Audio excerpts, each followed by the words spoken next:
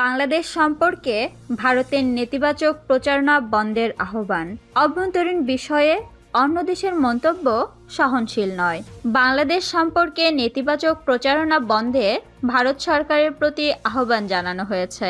আজ সোমবার দুই দেশের প্রতিনিধি দলের সঙ্গে পররাষ্ট্র মন্ত্রণালয়ে বৈঠক শেষে এক ব্রিফিংয়ে একথা জানান পররাষ্ট্র সচিব জসিমউদ্দিন। পররাষ্ট্র সচিব বলেন, বাংলাদেশ সম্পর্কে নেতিবাচক প্রচারণা বন্ধে ভারতের শক্ত ভূমিকা আশা করি।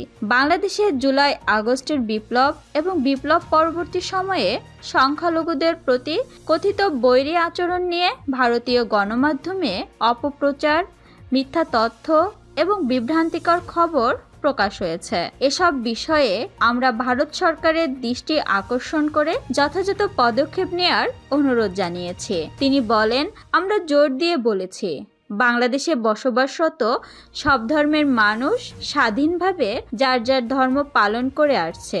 এ বিষয়ে বিভ্রান্তিকর বা অপপ্রচারের কোনো সুযোগ নেই। বাংলাদেশ সরকার সরেজমিনে এ বিষয়ে পর্যবেক্ষণে বিদেশি সাংবাদিকদের আমন্ত্রণ জানিয়েছে। সেই সঙ্গে আমরা বলেছি, এটি আমাদের অভ্যন্তরীণ বিষয়। আমরা অভ্যন্তরীণ বিষয়ে অন্য দেশের মন্তব্য সহনশীল নয়। পররাষ্ট্র সচিব বলেন, আমি ভারতের পররাষ্ট্র সচিবকে স্মরণ করিয়ে দিয়েছি, বাংলাদেশ অন্য কোনো দেশের অভ্যন্তরীণ বিষয়ে মন্তব্য করা থেকে বিরত থাকে। তাই অন্যান্য দেশেরও একইভাবে আমাদের প্রতি শ্রদ্ধাবোধ দেখানো উচিত। তিনি জানান, নতুন বাংলাদেশ সম্পর্কে ভারতের আন্ডারস্ট্যান্ডিং গ্যাপ ছিল, সেটি সামনে কমে আসবে। দুই দেশের মধ্যকার বিশ্বাসের ঘাটতি কাটিয়ে যাওয়ার প্রচেষ্টা অব্যাহত থাকবে। ভারতে বাংলাদেশি মিশনের নিরাপত্তা জোরদারের কথা বলেছেন দেশটির পররাষ্ট্র সচিব বিক্রম মিস্ত্রি। এ সময় দেশটিতে অবস্থানরত শেখ হাসিনার অনলাইন বক্তব্য ঢাকা পছন্দ করছে না বলেও মন্তব্য করেন তিনি। দুই দেশের বন্ধুত্বপূর্ণ সম্পর্কের সঙ্গে সীমান্ত হত্যা সঙ্গতিপূর্ণ নয় জানিয়ে পররাষ্ট্র সচিব বলেন, ভারতের পররাষ্ট্র সচিবের সঙ্গে আজকের বৈঠকে সীমান্ত হত্যা নিয়ে আলোচনা করেছি।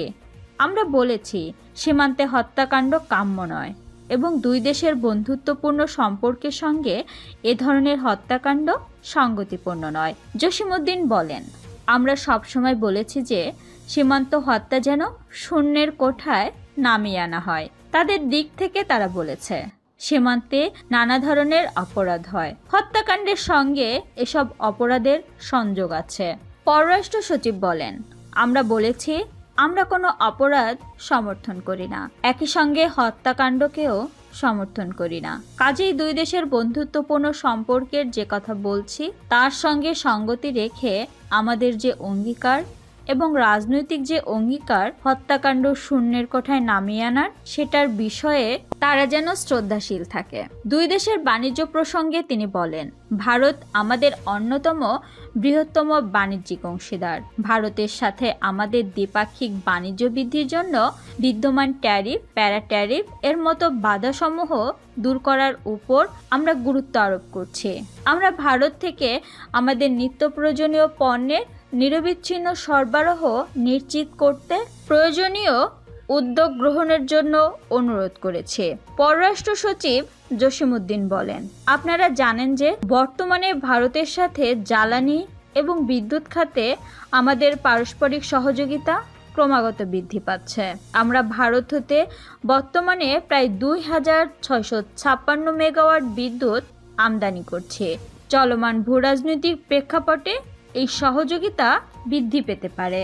ভারতের মধ্য দিয়ে নেপাল ও ভুটান থেকে জলবিদ্যুৎ আনার বিষয়েও ভারতের সহযোগিতা প্রয়োজন। পররাষ্ট্র সচিব বলেন, প্রতি বছর পর্যটন এবং চিকিৎসা উপলক্ষে উল্লেখযোগ্য সংখ্যক বাংলাদেশি ভারত সফর করে। তাদের ভিসা প্রাপ্তি সহজীকরণে অন্যান্য কনসুলার ইস্যু সহজীকরণের জন্য আমরা অনুরোধ জানিয়েছি। যে সকল বাংলাদেশি নাগরিক ভারতের আদালতের দেয়া সাজা বাংলাদেশে অথবা ভারতে ভোগ করছে, তাদের সাজা মওকুফের বিষয়ে ভারতের যথাযথ বিবেচনার জন্য অনুরোধ জানানো হয়েছে।